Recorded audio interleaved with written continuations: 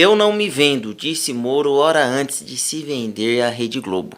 Eu sou Rafael Lima e vou falar agora sobre esse traidor que é o Sérgio Moro, mas também não teve só ele. Durante o governo Bolsonaro, muitas pessoas traíram o Bolsonaro nesse quase um ano e meio de governo.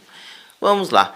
Primeiro que o Bolsonaro ele baseou a sua estrutura governamental em 4 pilares. Primeiro, no povo, depois Paulo Guedes, depois Sérgio Moro e nele mesmo. Então, esses 4 pilares estavam sustentando todo o governo Bolsonaro. Se um desses pilares se rompesse, ele teria problema. E foi aí que pegou ele de surpresa, porque ele não imaginou, dentro da sua honestidade, do seu caráter, que as pessoas à sua volta estavam apenas usando para chegar a um salário de 35 mil reais, que é o salário do deputado federal, como foi com Alexandre Frota, com a Joyce Hasselmann e praticamente com 99% dos deputados do PSL, e fora muitos outros que se candidataram no PSL, que usaram o nome dele, mas não conseguiram ganhar a eleição. Então, o que aconteceu ao longo desse tempo? O Bolsonaro chegou no Congresso Nacional, primeiro momento muito forte, o povo aclamando como mito, sendo praticamente idolatrado pela população, montou a sua equipe, no qual ele não conhecia essas pessoas, ele não tinha convivência com essas pessoas e praticamente todos ali, com exceção de alguns, eram de primeira vista, como o Ricardo Vélez Rodrigues, o ministro da Educação, primeiro-ministro da Educação, que ele nunca sequer tinha visto na vida dele. Olavo de Carvalho indicou e ele assim contratou. E desta forma, o Bebiano, que ajudou ele durante a campanha, mas também que encostou nele querendo tirar proveito. A Joyce Hasselmann, que ele colocou como líder do governo, e lá no começo, quando estavam vazando aquelas informações, a imprensa sabendo, tinha um espião dentro deles, era a Joyce Hasselmann, que estava entregando áudios, entregando informações para jornalistas, para toda a imprensa. E desta forma o Bolsonaro não soube enxergar, não teve aquele tato para identificar.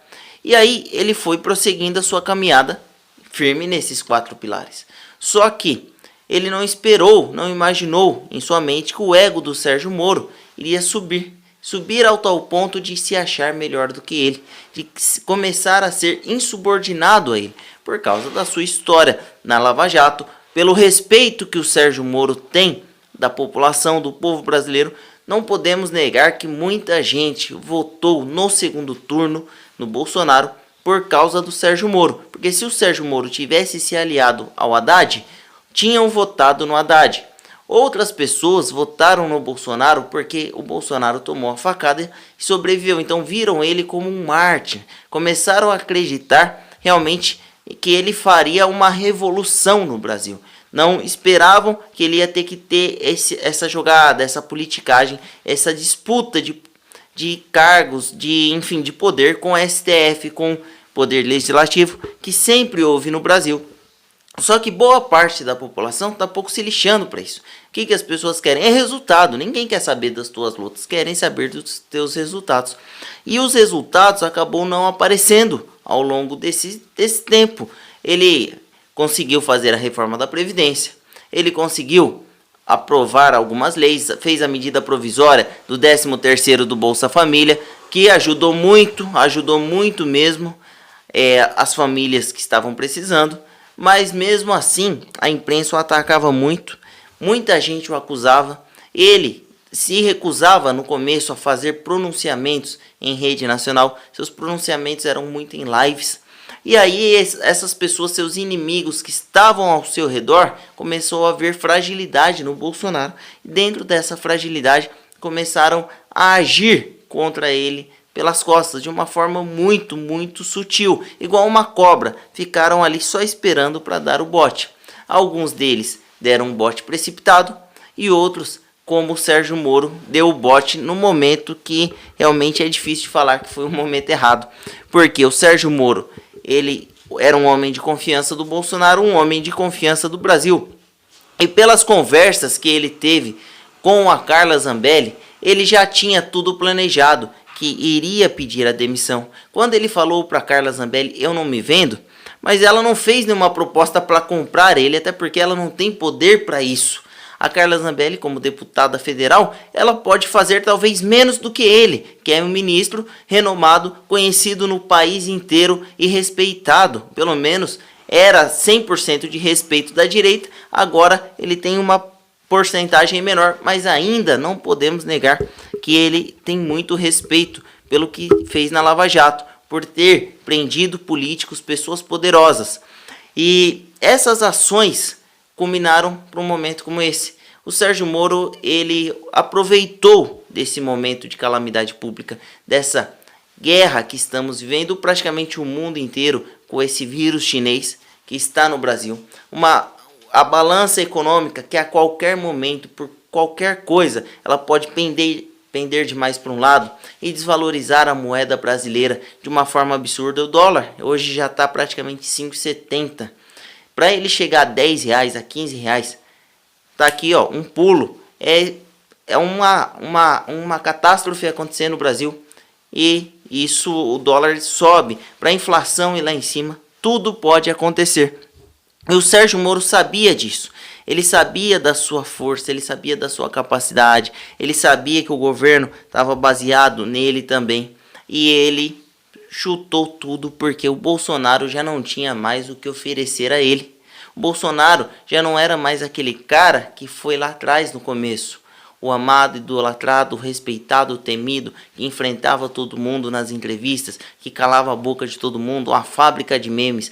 Cada frase do Bolsonaro gerava 1000 memes na internet. Então, o Bolsonaro movimentava todo mundo da internet a favor dele, ou a favor ou contra, porque os que não gostavam também faziam memes dele, mas ele estava no centro da atenção.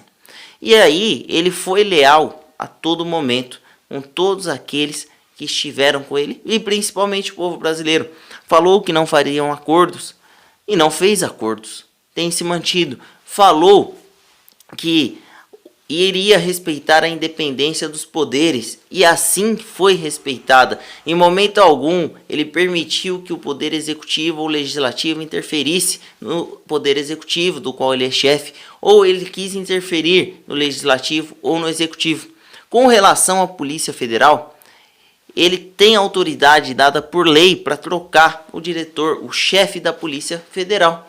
Isso é normal, não há nada de anormalidade nisso. O que houve de anormal foi esse aproveitamento do Sérgio Moro de saber que o Bolsonaro estava agindo certo, mas estava em um momento delicado, que um dos pilares, que é o povo, já estava o deixando de lado. E se o Sérgio Moro caísse de uma vez, esse quarto pilar saísse, junto com o povo ele ia levar mais alguns e aí o governo ia ficar instável. E agora a imprensa já começa a falar em renúncia do Bolsonaro. Já tem mais de 25 impeachments protocolados na Câmara dos Deputados, no qual, se um for aceito, colocado em votação pelo Rodrigo Maia, por pressão de outros deputados, por pressão de partidos políticos, de lideranças, Bolsonaro tá fora, porque o Congresso Nacional vai votar contra ele. Não tem jeito. E aí o Congresso Nacional votando contra ele, tirando ele, sai todos os ministros, sai toda a sua equipe. E o que acontece? Ou vem o Mourão, ou eles vão apresentar essa PEC que já está em tramitação no Congresso Nacional para novas eleições em 90 dias. E aí vai voltar o toma lá da cá, vai voltar a governabilidade, que é fazer dos ministérios um grande balcão de negócios, entregando cargos, diretorias, entregando secretarias. E aí o fundão eleitoral já conseguiram aprovar, mesmo com o Bolsonaro sendo contra, e vão fazer tudo que eles querem. Num primeiro momento, quem assumir por estar comprando eles vai aprovar o que quiser. O Brasil vai dar uma melhorada para enganar o povo e depois vai cair num verdadeiro colapso absurdo, que aí vai ser salve-se quem puder. Então, nós temos o dever agora, não com o Bolsonaro, mas consigo mesmo, o dever com o país, de lutar, de não se entregar. Porque se nós nos entregarmos nesse momento, se nós abrirmos mãos do Brasil e ignorarmos todos esses fatos, não vai sobrar toco para todo mundo fugir pelo oceano. Não vai ter jeito. A Venezuela vai ser um paraíso comparado com o que o Brasil se tornará. Então, tudo isso que tem acontecido, nós precisamos enxergarmos e lutarmos contra, resistirmos. Claro que houve erros, sim, ninguém é perfeito, mas não houve maldade, não houve premeditação, não houve malícia da parte do Bolsonaro. O que houve foi da parte dos que se diziam amigos do Bolsonaro e usaram ele como escada. Te peço, compartilhe esse vídeo, se inscreva no canal se você não for inscrito e vamos juntos nos unir nesse momento tão difícil que o Brasil está enfrentando.